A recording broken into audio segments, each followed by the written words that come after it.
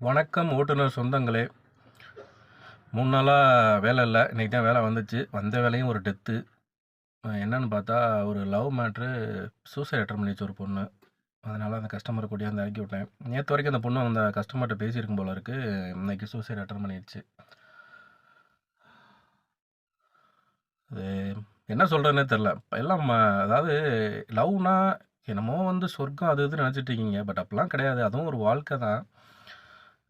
ரொம்ப வருஷம் லவ்வும் கிடையாது. வெறும் 3 மாசம் லவ் பண்ணிட்டு செத்து போயிருக்கு. இதெல்லாம் நம்ம என்ன சொல்றதுன்னே எனக்கு ஒண்ணும் புரியல. அவன் 4 வருஷம், 5 வருஷம் லவ் பண்ணி ஃபெயிலியர் ஆயிட்டு அவன் தெம்பா திரியிறான். சில பைத்தியங்க இப்படி தான் பண்ணுதுங்க.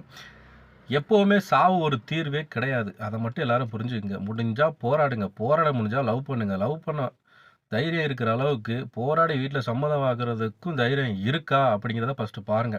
ஆச்சு ஊச்சுன்னு எவனையாவது பார்த்த உடனே லவ் வந்துருச்சு, நான் அவன பிடிச்சிருக்கு, இவள பார்த்தோனே எனக்கு லவ் வந்துருச்சு அப்படின்னு போயிட்டு வாழ்க்கைய வேஸ்ட் பண்ணிறாதீங்க.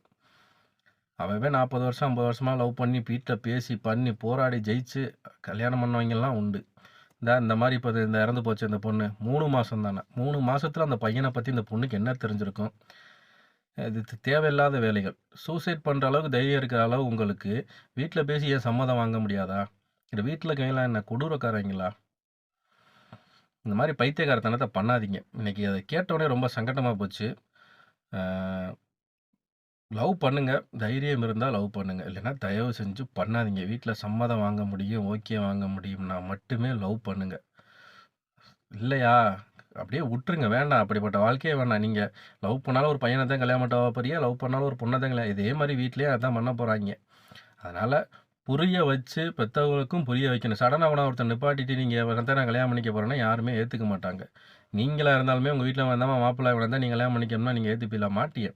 தயவு செஞ்சு தைரியம் இருந்து கல்யாணம் பண்ணலாம் அப்படின்னு உங்களுக்கு மனசுக்கு தோணுனால் லவ் பண்ணுங்க. இல்லைன்னா தயவு செஞ்சு பண்ணாதீங்க.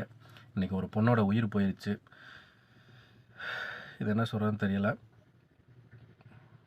பொழைச்சிக்குங்க. இங்கே லவ் பண்ணுற மேட்ரு இல்லை, வாழணும். வாழ தைரியம் இருந்தால் லவ் பண்ணணும். நன்றி.